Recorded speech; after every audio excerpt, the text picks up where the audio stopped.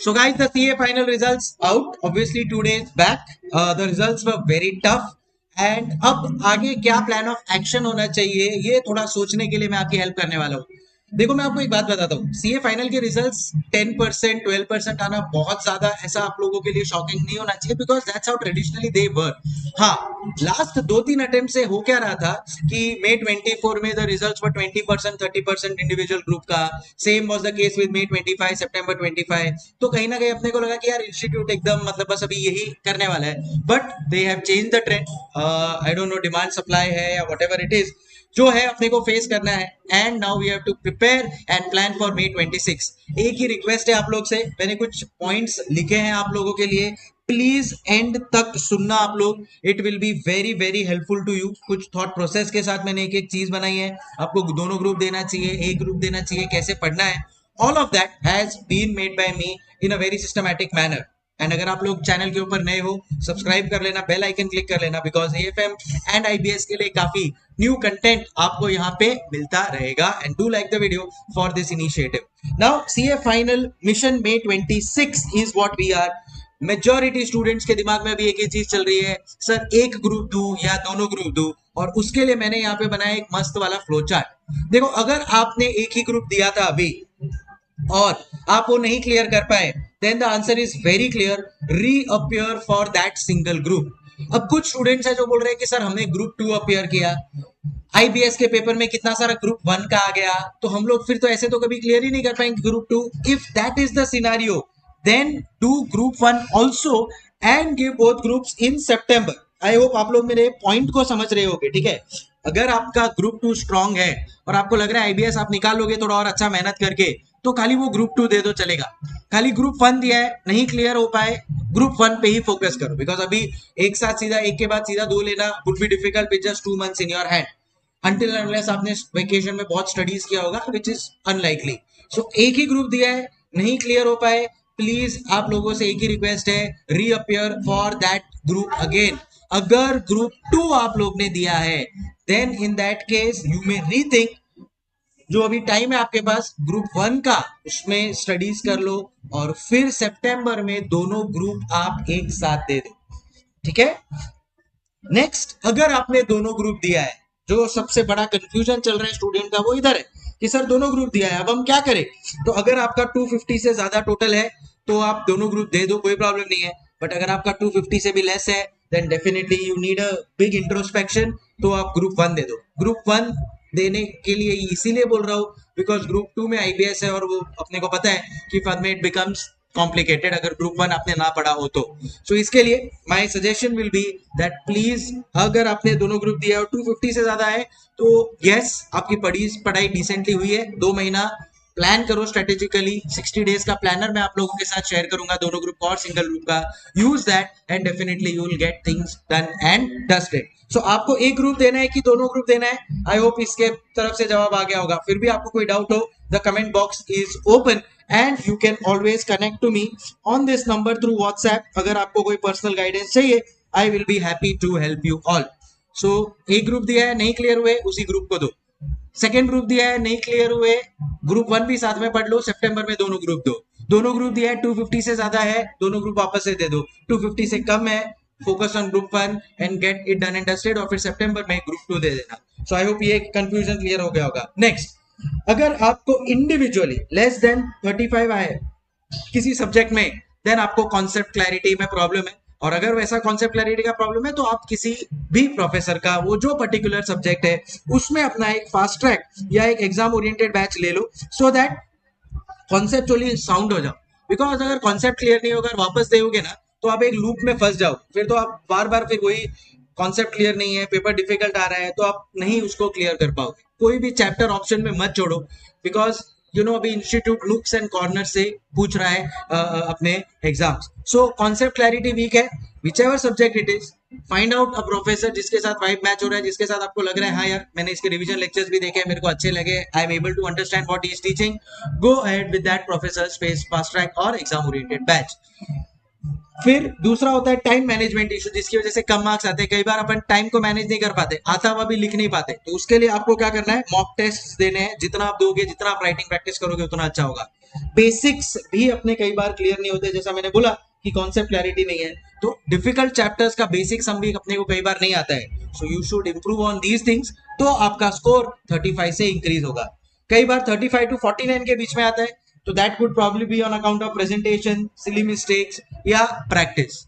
All in all अब अपने को इस अटेम्प्ट में स्कोर करना है 50 plus for all the topics, and उसके लिए ये 3 चीज आपको करनी बहुत जरूरी है।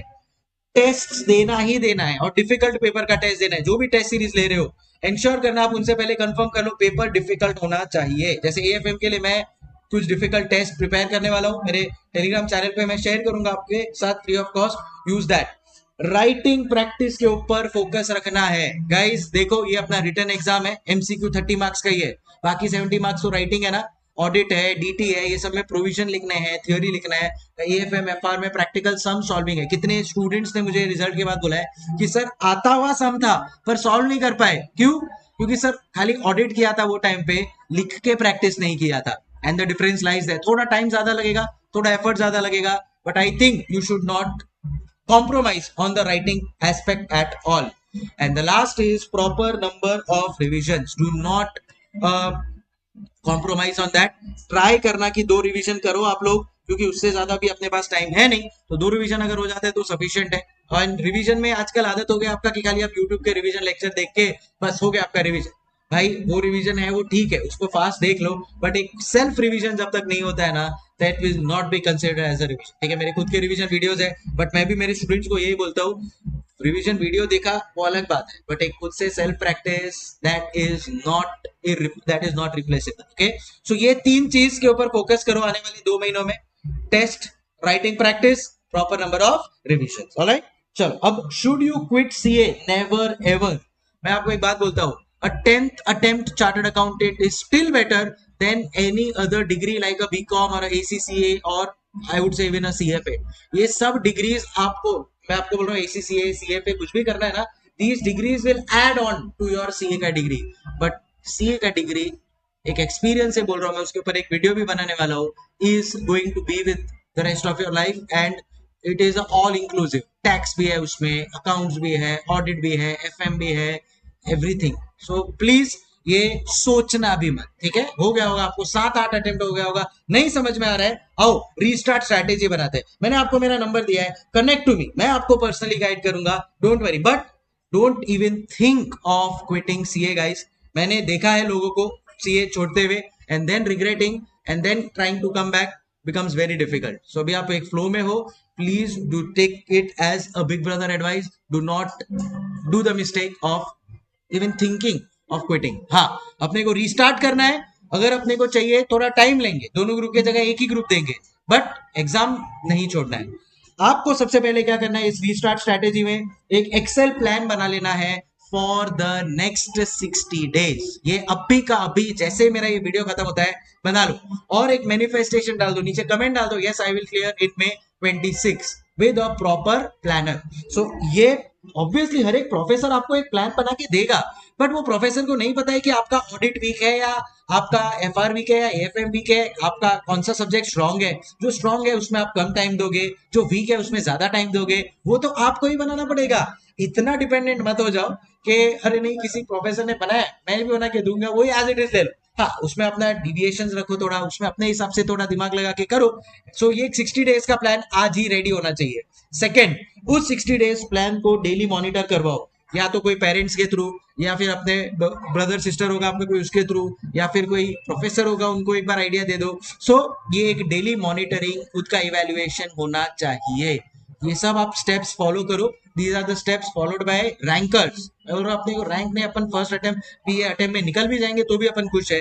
Do that, do this thing on a regular basis. आपको पता है where do you stand, so accordingly you can manage both of these things। and last, focus on weak subject first. जैसे अभी फॉर एग्जांपल मैं हूं, मेरा practical बहुत strong है बट मेरा थियोरी बहुत वीक है, I can not manage an audit और लॉ, तो मैं ऑडिट लॉ के ऊपर ज्यादा टाइम देता था, बिकॉज मुझे पता था कि उसमें मेरा 40 निकल गया ना, मैं मेरे प्रैक्टिकल सब्जेक्ट्स में खींच लूंगा। सो वो आपको अपना बोलते हैं ना मोड फाइंड करना पड़ेगा, and you have to take it forward. एक सब्जेक्ट इतना स्ट्रांग होना चाहिए कि दुनिया ऊपर की नीचे हो जाए, कितना भी डिफिकल्ट पेपर आने दो, मुझे एग्जामेशन आएगा ही आएगा, बिकॉज एक दो पेपर में जब तक एग्जामेशन नहीं आएगा ना, वो ग्रुप निकलना मुश्किल है। एक ही ग्रुप दे रहे हो तो एक पेपर में एटलीस्ट एग्जामेशन आना चाहिए, दोनों ग्रुप दे रहे हो तो दो पेपर में एग्जामेशन आना चाहिए।